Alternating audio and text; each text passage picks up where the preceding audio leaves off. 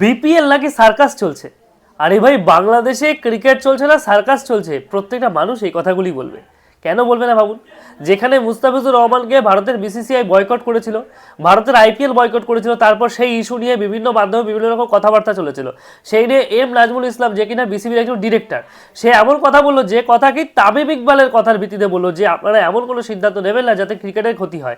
এবং সেই ক্ষতিটাই হলো। তামিম ইকবাল যেটা চেয়েছিল বা যেটা বলেছিল যে ক্রিকেটের ক্ষতি হতে পারে, সেই ক্ষতিটাই কিন্তু বর্তমানে হতে চলেছে। সামনেই বিশ্বকাপ আর 1 মাস মাত্র দেরি, কিন্তু সেই মুহূর্তে তোদের যে একটা ঘরোয়া লিগ, যে একটা বড় টুর্নামেন্ট বিপিএল, যেটা কি বলবো, এটা ইন্টারন্যাশনালে ভালো জায়গা করে দিয়েছে, সেই বিপিএল এর মধ্যে বিশ্বকাপ হতে আর 1টা মাস বাকি, টি-20 বিশ্বকাপ।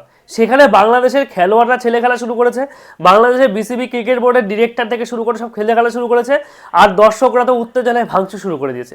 ভাই, ক্রিকেট কি থাকবে আর বেঁচে বাংলাদেশে? যেটার ভয় তামিম ইকবাল পেয়েছিল, সেই ভয়টাই হলো, সেই ক্ষতিটাই হলো।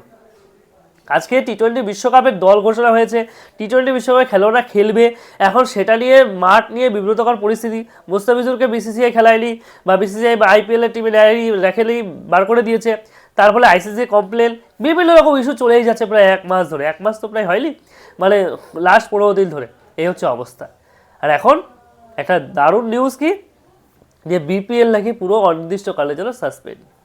ভাবুন, এই যে কোয়াবের সভাপতি মিঠুন থেকে শুরু করে মেহেদী হাসান, আরও যারা যারা আছে, সবাই মিলে দাবি করেছে যদি আপনারা বিপিএলকে ডাক দেন, বিপিএলকে বয়কট করে দেন, বিপিএল না খেলান, তাহলে আমাদের ক্ষতিপূরণও দিতে হবে। এবং সেই ক্ষতিপূরণ প্রায় 40 কোটি টাকা। ভাবা যায়, বিসিবিকে দিতে হবে, যে খেলোয়াড়দের জন্য এত এত টাকা খরচ করলো বিসিবি। আজকে এই কথাটা অনেকগুলো মানুষ বলতেই পারে যে নাজমুল ইসলাম কথাটি কী খারাপ বলেছে, কিন্তু ওই কথাগুলি পাবলিকলি বলা যায় না।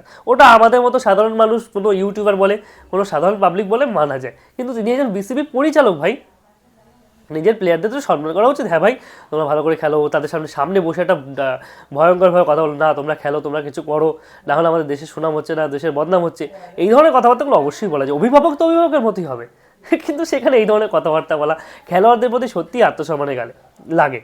কেন 2009 সালেও কিন্তু বীরেন্দ্র সেবক এবং মহেন্দ্র সিং ধোনির মধ্যে একটা বাগবিতণ্ডা নিয়ে নাকি পেপার নিউজ বিভিন্ন জায়গায় নানা রকম সংবাদ ছড়িয়েছিল, এবং সেই সংবাদটাকেই ধামাচাপা দেওয়ার জন্য, সঠিক ইনফরমেশন আনার জন্য ধোনি এসে সংবাদ সম্মেলন করেছেন।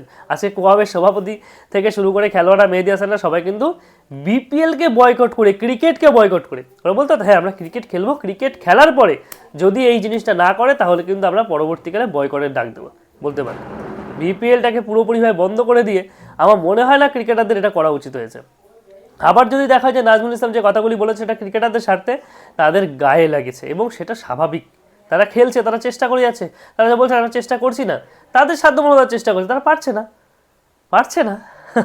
যাই হোক, এখন এই বিষয়ে আপনাদের মতামত অবশ্যই থাকবে, আপনারা কি বলেন? নাজমুল ইসলাম যিনি কথা বলেছেন, বিসিবি ডিরেক্টর, তিনি সঠিক বলেছেন, আসিফ আকবর সঠিক বলেছেন, নাকি বুলবুল, কোনটা, নাকি খেলোয়াড়রা সঠিক বলেছেন, এই কোয়াবের সভাপতি মিঠুন? আপনারা কি মন্তব্য করেন? আপনাদের মতামত অবশ্যই কমেন্টে জানাবেন। ভালো থাকবেন, ধন্যবাদ।